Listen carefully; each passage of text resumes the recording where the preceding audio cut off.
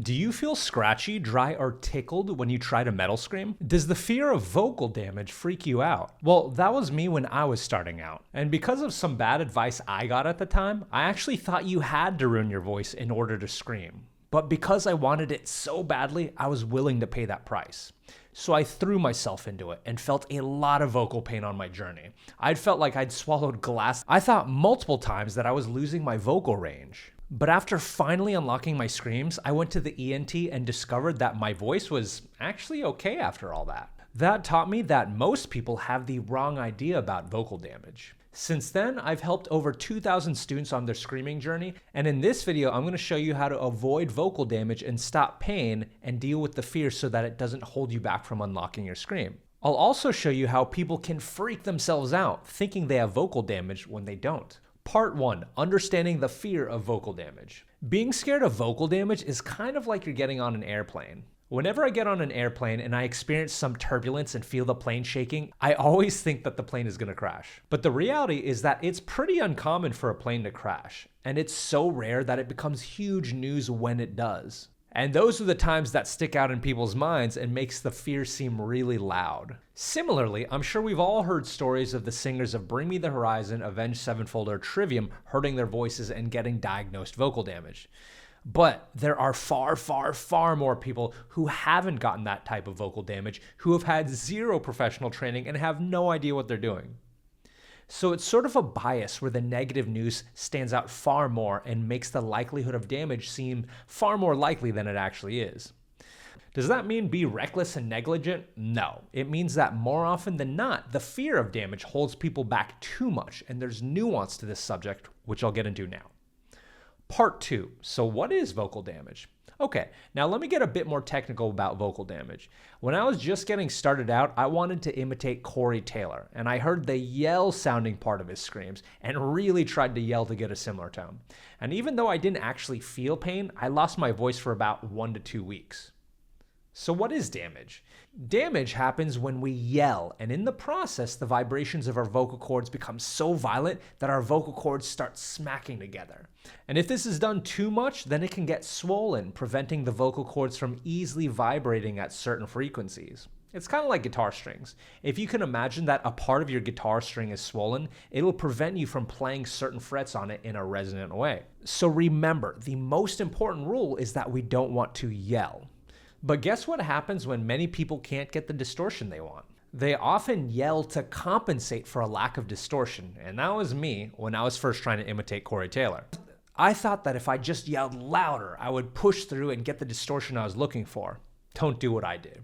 And as a side note, I've had students who have jobs that require them to yell and raise their voices. In fact, I recently had a student who got diagnosed with vocal damage even before they started screaming because every day they were a wrestling coach who raised their voice and had to shout to be heard. So be cautious even when you're not practicing your metal screams. And by the way, if you want to learn how to make scream sounds without yelling, I left a free training in the description that'll give you different ways to unlock different screams. But anyways, back to the video. Part 3, but why didn't it hurt? So just as a reminder, when I was imitating Corey Taylor and I blew out my voice and caused temporary damage, I didn't feel any pain. Now, why didn't I feel pain? So I haven't seen explicit studies done on the sensitivity levels in your vocal cords versus other tissues, but a lot of research suggests that your vocal cords have fewer nerves, meaning that you might not feel pain there, even if you're causing damage. And there's common experiences that seem to support this. Most people can think of a time where they've shouted at a concert or sports game, and when they wake up, their voice is completely gone, which means that they've done damage, but it's not hurting. And this also lines up with what I've seen teaching screams full-time since 2017. When students use only their vocal cords to produce a healthy fry scream, a lot of people say they don't feel anything at all. It's only when they start engaging other, more sensitive tissues that it starts to feel uncomfortable. Part 4, the real cause of pain. So what exactly is causing the pain then? Because there aren't many studies done on metal screaming, there's not a lot of conclusive evidence. But from what I've seen teaching, it happens when certain parts of your false cords or your arytenoids are stimulated. These tissues have sensitive nerve endings, so when stimulated, many people say there's a tickle or scratchiness or a feeling that makes them want to cough. On the other hand, there's also lightheadedness and headaches. Headaches usually happen most during lower placed chest fries when people are so compressed and tight that there's a pressure buildup in your head. On the other hand, lightheadedness usually comes when you're losing air at a much quicker rate than what's ideal. And finally, muscle fatigue, kind of like you just got done working out at a gym, that's totally fine. That's just normal soreness from use. Part 5, how to avoid pain and fear while screaming. Okay, with all that said, when your screams are done correctly, you shouldn't feel pain at all. Even if it's not dangerous, pain is still a sign that something's off, and we want this to ultimately feel good, not uncomfortable. So here are some tips for removing discomfort and dealing with fear of damage. First, as a reminder, don't use yelling to force distortion. Yelling equals damage, so don't do it. Next, use different vowels. Some vowels like E or ah, they can help you find a sweet spot with no pain.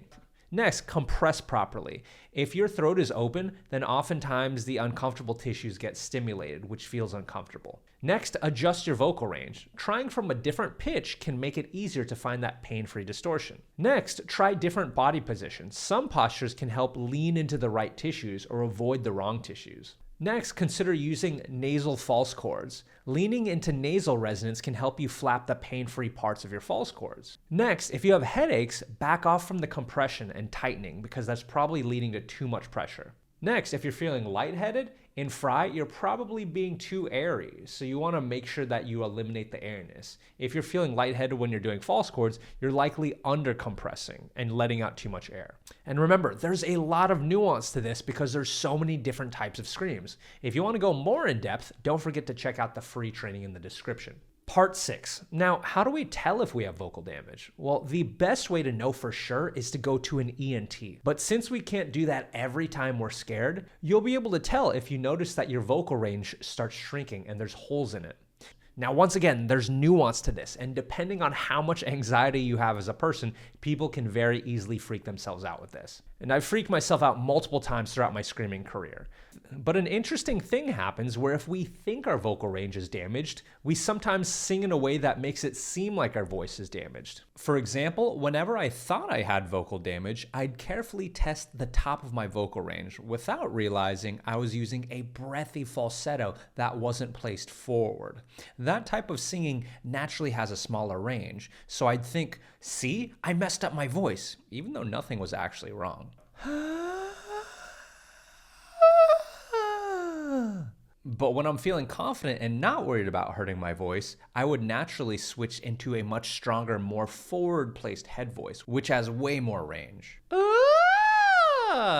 So the problem wasn't vocal damage, it was that the fear itself changed how I was singing. Now, with all that being said, I want you to show compassion to yourself. The fear of vocal damage likely won't fully go away until you could scream without feeling like your voice isn't hurt in any way over a period of months to years. So this is a process, but that's okay.